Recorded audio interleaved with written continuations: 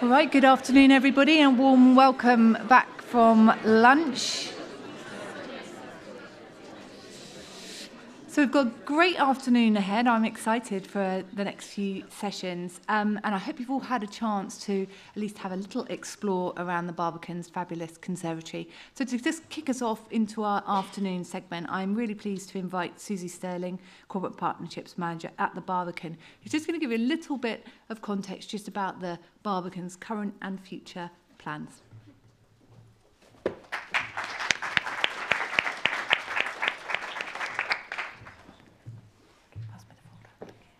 Thank you so much for being with us today.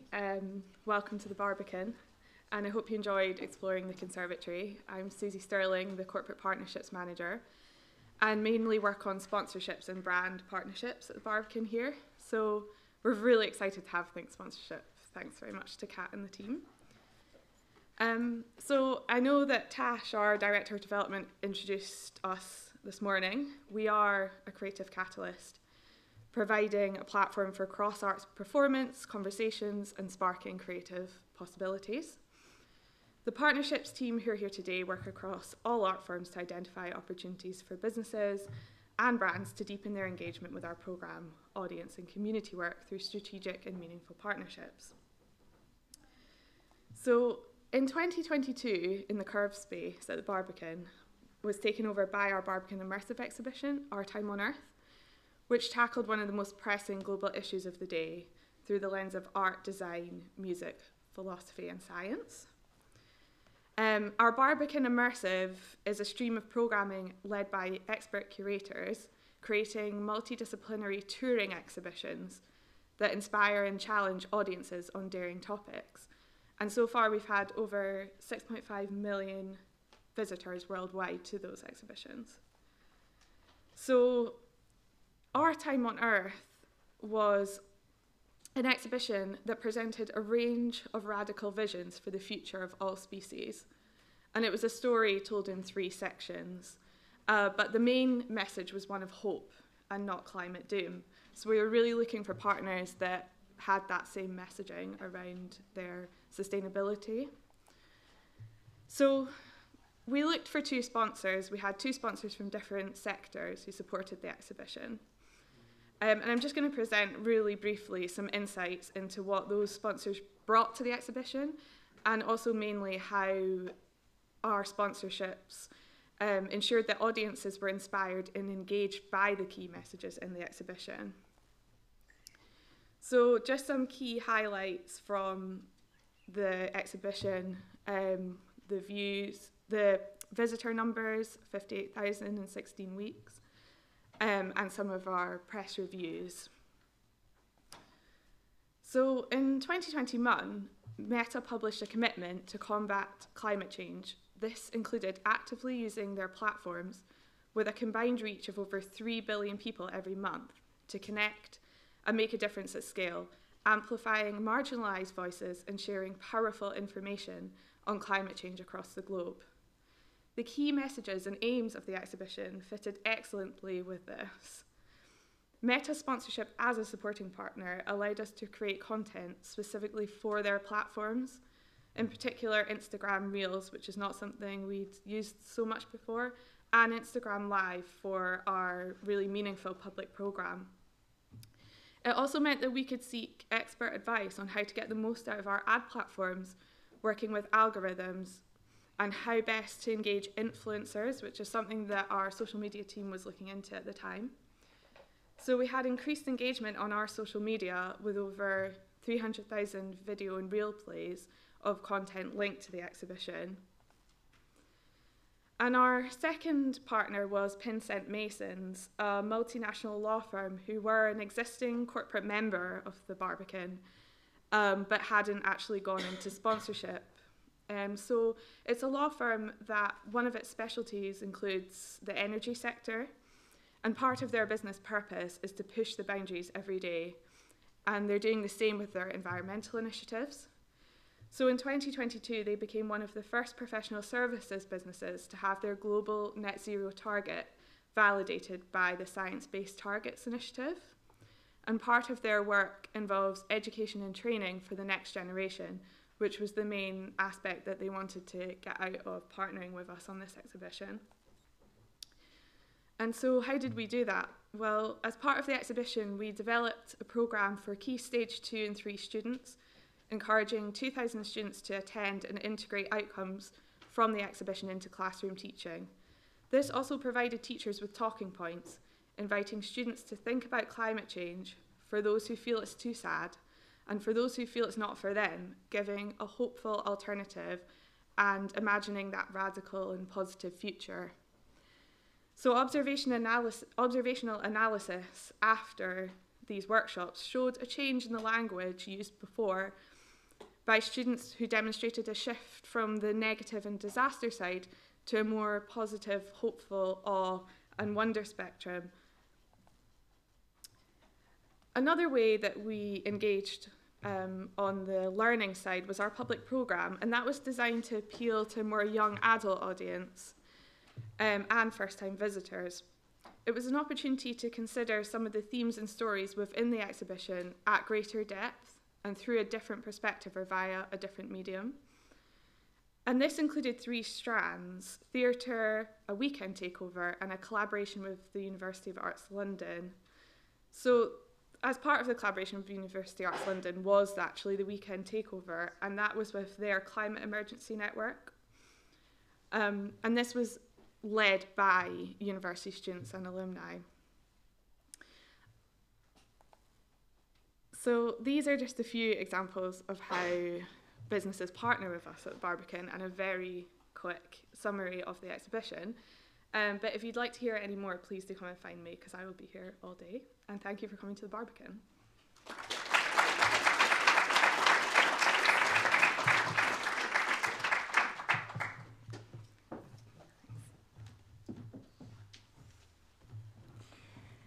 Thank you very much, Susie. And with timing in mind, I shall move straight on to our next session, which is titled Scaled Impact. And I'm really looking forward to a Q&A with Lena Patel. And we'll be looking in our Q&A at how global sponsorship programmes can offer potential for substantive social change. We're exploring 2 particular projects with Lena, but obviously I will be inviting questions from you, the audience, which can traverse in other directions.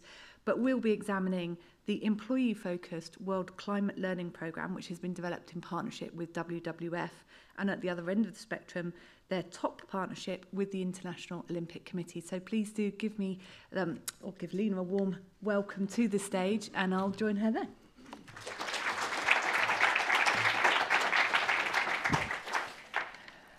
I'm particularly pleased to have Lena on stage because I should confess she and I have been discussing this session for many months, and with the rescheduling of the conference last year, I feel like we've been on pause for quite some time.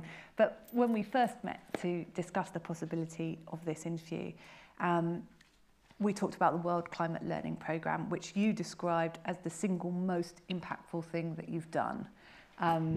So it feels like a really solid place to start this conversation. And I wondered if you might share with the audience what the sort of goals and objectives of that programme were, and your own sort of personal ambitions for it, because I know you're very vested in the development of the tool. Yes, thanks, Kat. I did say that, and it's quite a big statement to make because I've worked at Deloitte for a number of years and had the opportunity to do lots of very cool things. But I think with the World Climate Learning Programme, you know, like many organisations, we have a global climate strategy. We have got a very clear view of how we want to get to net zero and how we want to extend that impact beyond our own organisation through the people that we work with, the clients that we serve, the ecosystems that we play in. And our global executive and global board gave approval for that strategy, and a key part of that was around empowering our people and how we use this strategy to really engage our people, educate them on not only what we were doing as an organisation in this space, because they play a key part in that, but also engage them in a way that enabled them to take action, both within a work capacity and also a personal capacity. And so it was really important for us to develop something that was going to help us hit all of those objectives that we were trying to hit on a topic that impacts everyone, really. And our global strategy was signed off ahead of the pandemic. We kicked off this programme right as the pandemic had kind of started, actually. So we were all developing this. And I think when I think about, personally why it was so important to me, the pandemic impacted everybody, but it impacted everybody in a very different way. And climate is very much like that too. And so we had an opportunity to do something quite special and meaningful if we did it in the right way. And so, it kept me up at night. How do you educate all of these people, and how do you do something that is going to be so different so it does resonate with them? Because it's very easy to pull together a learning program and then it's done and people move on and forget about it. But if you want to drive real change with it, and it was the start of our engagement with our people in this very collective way, we knew that we needed to do something different with it. And so I'm not a climate expert, I'm not a learning expert. I have a change management background from my time in consulting at Deloitte, but I'm very passionate about the role that business plays in society and how you use partnerships and the people that you work with in order to drive that. And really our people are our superpower. We've got so many of them around the world. Almost the impetus to do something with them that was going to be quite significant because of the role that they could play as individuals, professionally and as a global citizen, was something that was super exciting for me. And when I look back on it now, we kicked that project off I think it was the end of 2020. We launched it in June 21. So it's a couple of years now reflecting on it, and I still am really pleased with what we achieved with it, both professionally and personally. Brilliant, which is an excellent segue actually to share some of it with the audience. We've got a great video that Lena's happy to share, so let's have it on screen. Changing the world comes down to choices. The choices we all make every single day. For more than 20 years, with initiatives like sustainable food production and greener supply chains, we've been helping our clients make choices that reduce their carbon impact on a warming world. Now, we're helping our people do the same. As part of our world climate strategy, we've partnered with environmental experts using the latest scientific insights to create an employee learning program that we believe is the first of its kind. The module begins with a poem that shows the deep emotional significance of climate action. The time to stand up and heal our wounded world is now. The e-learning is packed full of questions to separate what we know from what we thought we knew. Facts to ground our aspirations in reality. Data visualizations that show where and how climate change is already impacting our communities. And powerful testimonials from passionate Deloitte professionals. And we've paired this with a suite of learning resources and tools that will just keep growing and growing. That shows how our small decisions about what we consume, use, and buy add up to big change. Our superpower is our people. 345,000 of them and counting, all connected in one climate-conscious movement. With the individual actions of all our people, combined with the steps we take as a firm, we can rewrite our future today. Because climate change is not a choice, it's billions of them.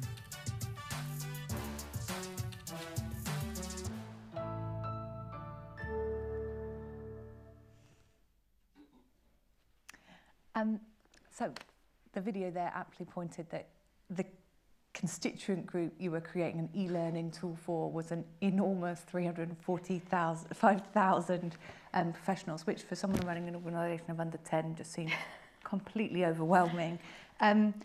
How did you work with WWF to find both a methodology and a platform that could engage with such a diverse audience and achieve the goals that you had? Yeah, it's a huge challenge. When you think about that global audience, it's analysts through to partner. It is 150 countries around the world, different languages, different cultures, different exposure to climate change. It is everything from climate experts who advise our clients on transition and climate change, right through to climate deniers. So it was it's a huge challenge in some respects, how you deliver something foundational that will be meaningful for that wide-ranging audience. And this is where WWF were great to work with, because this is their topic. They bring the scientific insight, but they also have that view of what is happening in different parts of the world and how you get across those macro challenges in a really engaging, but in a way that can engage all those different audiences. So they were critical in terms of that scientific insight, which we then paired with our own experts around the world. So to develop a program meets all those constituent needs. I kind of pulled my team together, which was cross-functional across our different areas of the business, but then I had a very specific working group that I established, which had representation from different geographies around the world, and also the different business lines that we have within our organisation as well, and also the younger generation, because actually in that our audience at Deloitte, 80% of our workforce is millennials. So that's, a very specific generation. We do an annual global millennial survey, and we know through that survey, we've done it year after year, that climate change is a really big issue for them, and climate anxiety is also a really big issue. So we wanted to frame this learning very much in terms of climate action. So it was about giving people those macro level insights of what was happening in the world, because climate change is here right now, and that's where WWF were really important in terms of helping us work through that and having different projects and issues as part of the learning, so people are aware of that. And then we paired that with different people around the world from a Deloitte perspective that were leading on climate action. So we wanted to ensure that people understood that climate change is here, it's happening, and it is relevant to what you eat, your health, your energy, how you think about climate justice, what's happening in your communities. And we had our people around the world develop these videos. Actually, we ended up doing this all in the pandemic, so it was all user generated. But we had these great videos, and I was really keen to use our own people's voices, because that's who people relate to. So that's what we wanted to do. But we also wanted to show what were we as Deloitte doing. So what was our strategy? We wanted everyone to know what that was and understand that, because that's really important for our people to be able to speak about that.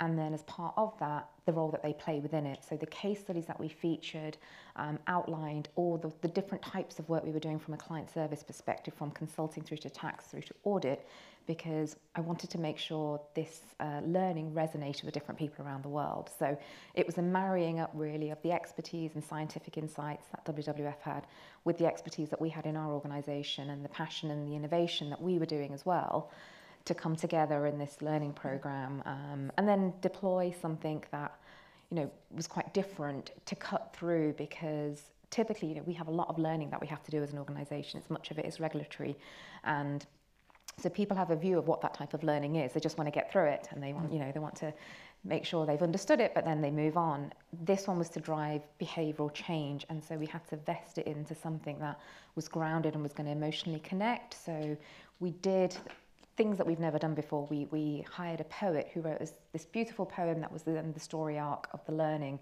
and that was paired with, and that was quite provocative, and that was quite different for us to do as an organisation.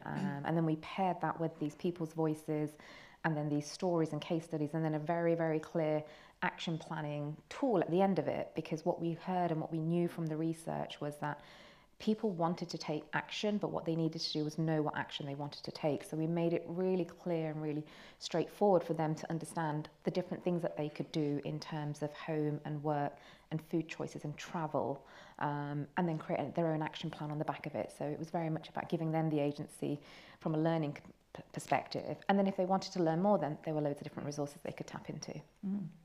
That sounds fascinating. And I guess two things that strike me when you were talking there is what feels like a theme that's run across all the sessions so far today is the essential component of authenticity around purpose-led work. And just hearing you express your partnership with WWF there, it feels like there is a natural, authentic fit in the way that you both approach your different spheres of work. So that feels like a strong place for collaboration. But the other aspect that is recurring across today is, of course, around measurement. So I know we've got a slide that we can share with delegates today, but perhaps if you talk through the measurement programme that you've had for this, I think that would be really interesting to share. Yeah. So we obviously wanted to know how many of our people had taken the learning, because we need to do reporting, but the other thing that we wanted to make sure was, were we hitting the objectives that we set out? So we put in, rather than doing an assessment, which you typically get at the end of learning, we actually asked 3 very specific questions of our audience. So the first one was around what did they know about our strategy on the back of this learning?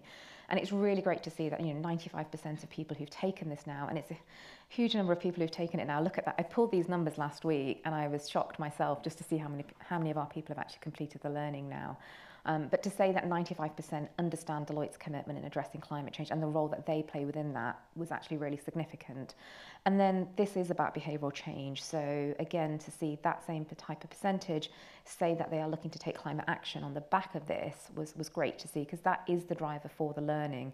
And then the final question was an interesting one that we put in, which was around, are people willing to share this with their friends and family? Because I think inherently, if you've learned something or you come across something that's really interesting or inspiring or relevant, you're wanting to share that. And this is where the scaled impact comes into play, because if that many thousand people now around the world have taken it and then they've shared it with somebody else and they're then sharing it further, this is where we get the scaled impact. And our strategy is all around responsible climate choices. So it's going to take each and every one of us to do our part in this. So this is our kind of small contribution to that, really. So this is why we ask those questions. And it's interesting to kind of, to get this back now. We actually had to build, and our operations team, when I asked them about putting these questions in, I just thought it was pretty straightforward. You just put in 3 questions, they report on it. And what I hadn't realised was on our global learning platform is that it doesn't actually capture reporting. It just tells you how many people have completed it. So we actually had to build a whole new reporting suite on the back of this to manage this, to get this data out. But I'm really glad that we did, because actually it tells us something really important and interesting from the learning. And it means that our country office, because all of this data then breaks down to the country level, they can then take that and then extend what we've done at a global level at a local level. So it has many different uses. I mean, it feels like an enormous investment of time, resource, energy, brain power, and other things. And I suppose a lot of the content that we have explored today and that is explored within the context of best practice sponsorship is more B2C or B2B focused. So how significant is internal engagement for Deloitte? And is that a sort of a new emerging trend for you as a business, or has that always been something quite central? I think it's central because we're a people business. Our people are our product effectively. So we have to engage internally, and it's really hard. I think anyone in this room who does internal engagement knows it's extremely difficult to bring your people along, to keep them captivated and engaged and moving forward. This one was very specific because it was about our global climate strategy, and it was about the whole purpose of having this pillar around empowering our people was for them to engage in this way and to learn about it and to start us off on this collective journey of climate consciousness and action. It's the starting point of the work that we've done together as an organisation. And so we did invest, a huge amount of time in this, but globally we do that when we run campaigns. We have a mechanism by which we want to engage our people. We create these working groups, this representation. And so the things that really matter and we want to drive forward, that's the mechanism that we use for it. I think it's really hard. I think with partnerships, you have that external focus and engagement around it, but you still want your people to know about it, because actually if they're able to understand it and know about it, they can then talk about it. And so I think increasingly we do look at our people as a vehicle for engagement, because they also provide that external engagement as well with it. It certainly feels like, with the sort of volume of employees you have, it feels like an army of advocates that you have the potential to sort of unleash. So sort of moving away from the WWF and the climate work, you, in contrast, have a 10-year worldwide Olympic and Paralympic partnership, described as a partnership with purpose. And that feels like it has the potential to deliver duality in terms of being both internal and external facing.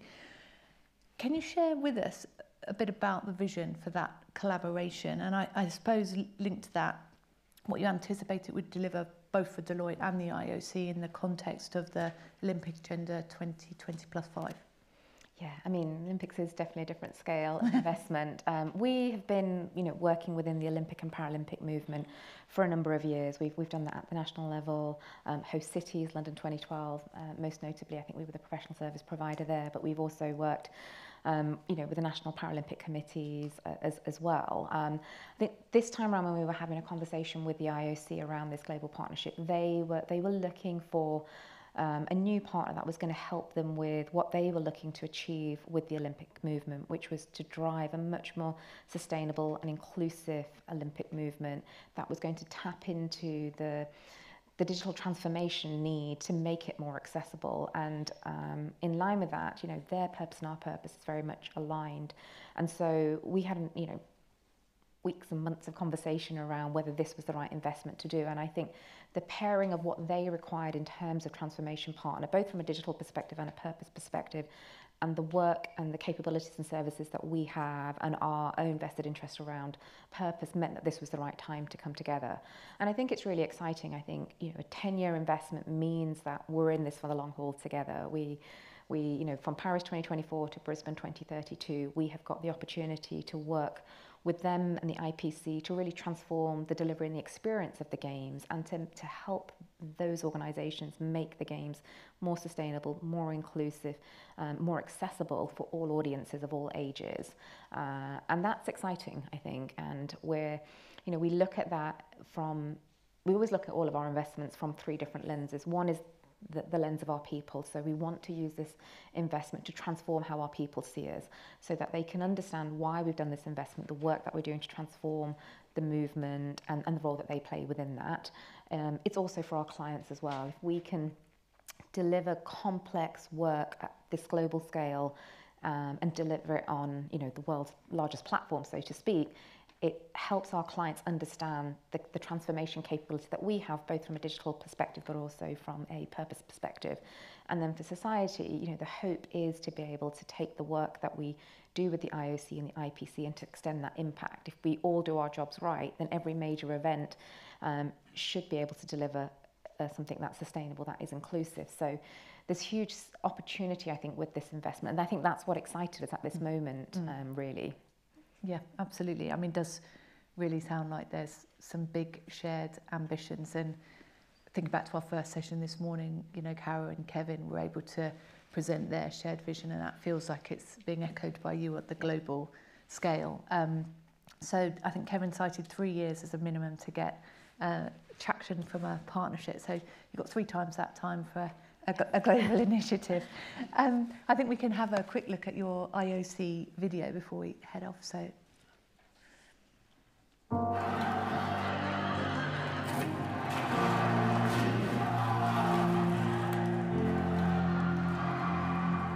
Is this the end of a chapter?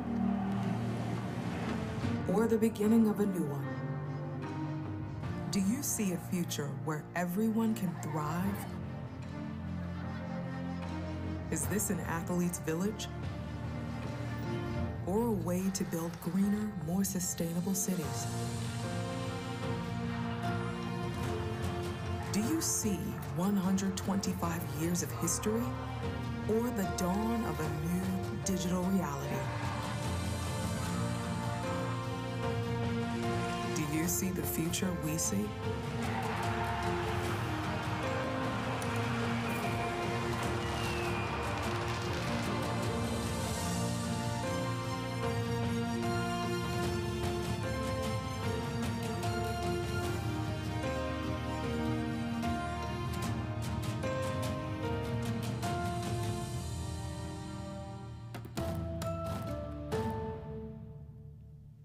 I've seen that video quite a few times now because we've obviously practiced the transitions, but I've always still find it very thrilling actually to see that ambition in such a clear sort of manifesto. So yeah, great we've had the permission from the IOC to share it with delegates today.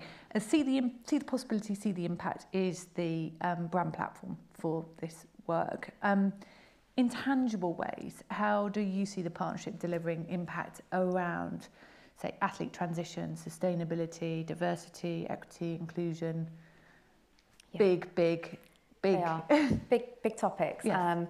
So, you know, the work that we will do with the IOC in those areas is twofold, actually. First, there's the client service side of it. So we have, we're going to invest over the next 10 years significant of our people's time and work over the next 10 years with the IOC around those spaces. So we are starting to work through with them what is that portfolio of projects that we will do in each of those areas. So with athlete transition, that's looking at how do you help athletes get back into the move from being an athlete and transition into a world post-sport. So we have long-standing work transition programs, military transition programs. We've done work with National Olympic committees around helping athletes transition. So we want to take that experience and look at how we then extend that at a global level to make that available for as many of the athletes as possible. So as they go through their transition, they're able to then move into careers that will be as fulfilling as their athletic careers were. From a sustainability perspective, we're starting to explore with the IOC things like sustainable aviation fuel. These are important topics. Everybody has to fly into the games. How do you have a robust and rigorous strategy around sustainable aviation fuel? Because that's going to have an impact game after game after game. And it also extends to not just the games, but also then other events that take place, qualifications, for example, as well. And then we look at DE&I, we're starting to think about impact measurements. So Paris will be the first games where there's 50-50 gender equity on the field of play, which is fantastic. There is a lot more work to do, though, when you look beyond the athletes into coaching, umpiring, refs, etc., and the broader Olympic and Paralympic movement. So those are some of the types of areas that we're going to look to explore and start working on. And we've created a joint framework around the purpose work that we're going to do. So there's the client service side of it, which we've got colleagues around the world delivering, and then we've got the marketing side of it, which my team and I look after and lead. And again, we're mirroring that in the same way from a marketing side. So from an athlete transition perspective, the IOC asked if we would join one of their working groups to help establish an athlete mentoring program. So we're really lucky. We have a number of Olympians and Paralympians within our own organisation. They're either active or they're retired. So we had one of our Olympians join that working group. We've then launched that program with the IOC, and 12 of our athletes are now working on that program as mentors to other athletes that are looking to transition from active life into post-active life. Eating your lunch at your computer life. Yep. Indeed, very different. And then from a sustainability perspective, alongside Airbnb and P&G, we launched a Climate Action Award with the IOC at the back end of last year, and we're just getting the results through now. So our award is around innovation. So we will be awarding one international federation, one National Olympic Committee, and one athlete around the work that they are doing on innovation in terms of reducing their carbon impact. And then we'll use that platform to storytell this work and then to scale that to those other constituent groups. And then from a DE&I perspective, I'm starting to have conversations with the International Paralympic Committee, which I'm really excited about. I definitely want to do more work with them. And so we've got a new global commitment around disability inclusion. And so we want to start to explore and see what is the work that we could do with the IPC to collaborate on this, to bring more of an awareness and understanding of disability, inclusion of disability in other areas, and what might some of those programs be. So these are all things that we are now either kicking off or just exploring. But this is why it's exciting. We're just 1 year into our partnership now. We've got another 9 to go. So it gives us good scope, I think, in terms of making those possibilities and a reality and driving some impact. Yeah, absolutely. Which feels like a neat point for me to invite questions from the floor rather than hogging all the questions with you myself. So do we have any questions for Lena? All right, perfect. It's a really interesting presentation. Thank you so much. Just coming back to the World Climate Learning Programme, if I may. You mentioned that you had a high proportion of employees complete the programme. I think we all, unquestionably, education is kind of the first step. But and I would certainly hope that most people who'd gone through that programme would come away thinking that they want to take action and they want to share that with their friends. But how are you going to kind of continually measure that? Is there any accountability to sort of go back to those employees and ask them, what they're doing? And, or is it just a one and done, you've gone through the programme and that's it? How do you kind of follow up and keep the momentum? So thanks for the question. The learning was actually the first step in our engagement with our people around climate change. So it was the foundational piece. And now, some people have done that from 2 years ago now. And what that then led into was then activities that were happening at the country level for our employees. So there were further education for those that wanted to take into it. Each year we have a global climate action month, which is kicking off now. So we've got a lot of different ways in which we engage people specifically around that month. And then each country is doing different activities. So the UK will have a programme that will drive engagement all throughout the year. So this, the climate learning was only the start of it really. It kicked it off, but now we keep coming back to it and making sure that it's embedded in all the different things that we do. Every event that we do, we make sure there's a sustainability angle. I think someone earlier this morning mentioned, everybody has a job around sustainability, everybody has a job around DE&I. So we build that into what people do. Do we tangibly measure those things like we've done with the learning? Probably not as closely or in the same way, but everybody has that aspect to what they do. And there's different ways in which then they can engage around the topic. And do you think there'd be any appetite to even embed that in people's PMP and reviews, etc., the sustainability side of things? Well, from a leadership perspective, yes. We've got targets around those types of things. We don't specifically put it into individuals, but I can see where, making sure that we are sustainable, making sure that we are inclusive, those are embedded in the values of the organisation, and so they are inherently looked at for individuals. Perfect. Okay, well, are there any other questions, Lena? Just one behind you, Dan. Thank you. I love the figures and the work that you're doing with the employees and those 3 questions.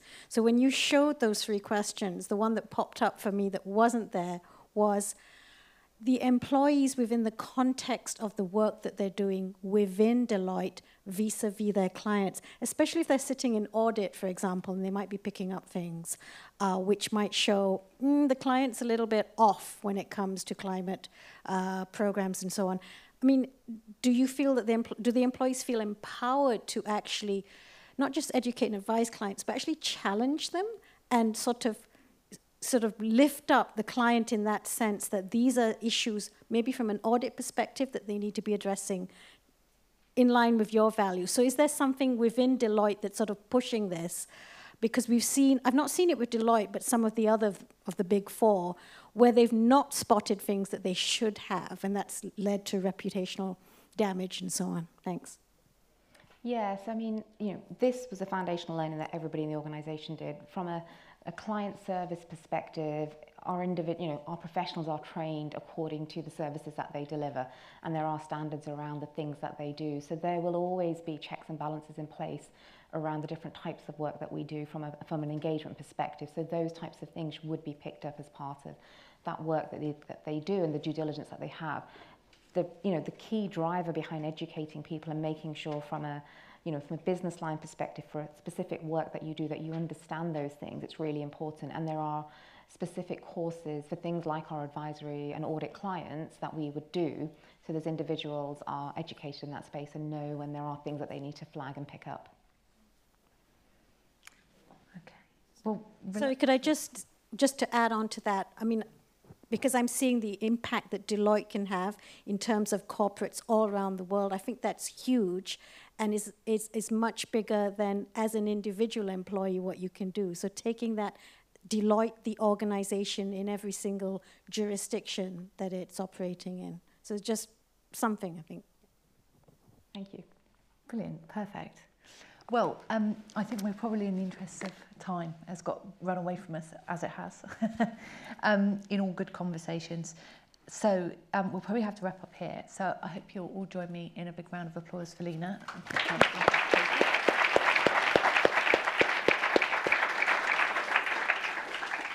And we will all now transition into our afternoon breakout. So similar to this morning, some of you will already have opted into either breakout 3 or breakout 4.